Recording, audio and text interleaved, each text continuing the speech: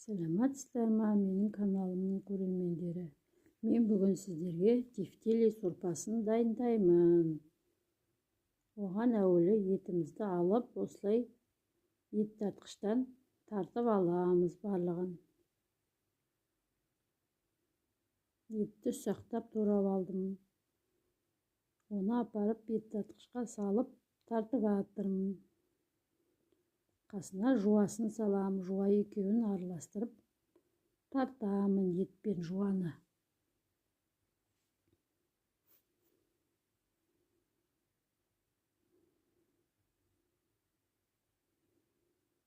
Осылай етіміздің бәрін тартып аламыз ет тартқыштан. Жуасымен екеуін араластырып. Жуасы молдау болған жақсы.